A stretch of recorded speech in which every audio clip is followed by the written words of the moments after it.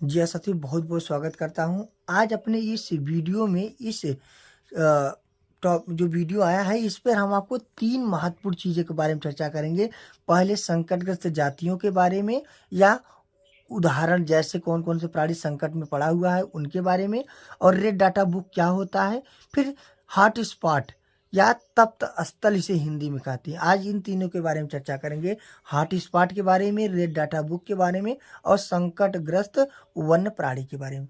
तो सबसे पहले हम लोग देखते हैं भारत में वन्य प्राणियों की संकटग्रस्त जातियाँ। पर टिप्पणी लिखने के लिए आया है मैंने देखिए कितने वर्ष 14, 15, 17 माने कई बार पूछा गया है, तो ऐसे प्रश्न किसी न किसी प्रकार से आपसे पूछा जाएगा।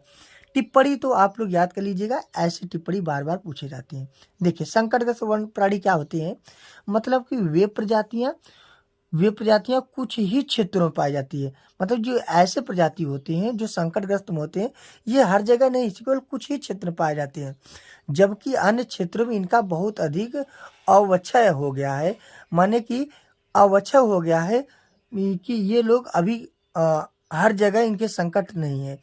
ये प्रजातियां निकट भविष्य में संकटापन्न जातियों की श्रेणी में आ जाएंगी। मतलब कि आने वाले समय में ये सब संकटापन्न माने इन लोगों में संकट उत्पन्न हो जाएगा, यानी समाप्त होने के कगार पे आ जाएंगे। तो किस श्रेणी में आ जाएंगे? जैसे बब्बर शेर आप लोग सुने होंगे। अब बब्बर शेर जिसका वैज्ञानिक नाम पैंथेरा लियो है, ये भी देखिए दिखाई नहीं दे रहा है। ज्यादा ये लोग समाप्त हो चुके हैं या समाप्त होने के कगार पे हैं। बाघ है, ठीक है, बाघ है, पैंथेरा टाइग्रिस है और तेंदुआ है, पैंथेरा पर्डस है, भारतीय हाथी है, एलिफास मैक्सिमस है, फिर इसके बाद घड़ियाल है, फिर गैवी एलिस गैंगोटिकस है, मोर है, पेवो क्रिस्टेटस है, भारतीय गैंडा है, राइनोसिरोसिस यूनिकॉर्निस है। ठीक है, इस प्रकार के प्राणी क्या है कि ये विलुप्त होने के कगार पे है। इनका संरक्षण करना बहुत जरूरी है। फिर अगला क्या है?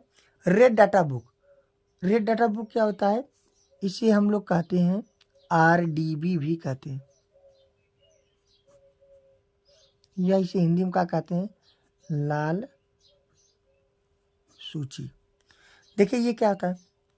रेड डाटा बुक राज्य दस्तावेज है, माने एक किताब है जिसमें दुर्लभ तथा संकटग्रस्त जंतु पौधे तथा कवक, ठीक ना, जंतु पौधे तथा कवक एवं कुछ जाति जो विशेष रूप से उस परिक्षेत्र में पाई जाती है जो सूचीबद्ध किया गया है। रेड डाटा बुक में खतरे में पड़े प्रजातियों की संपूर्ण सूची उपलब्ध होती है।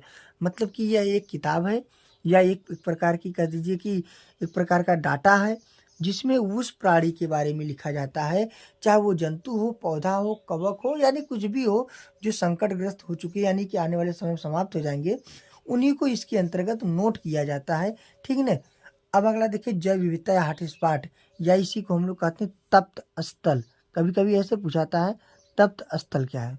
देखिए हॉटस्पॉट एक ऐसा जैव विविधता का क्षेत्र है। जैव विविधता माने सभी प्राणी जहाँ उपलब्ध होते हैं वो जैव विविधता होता है। ऐसा क्षेत्र है जो मानव गतिविधियों के प्रत्यक्ष तथा अप्रत्यक्ष गतिरोध के कारण संवेदनशील घोषित कर दिया है।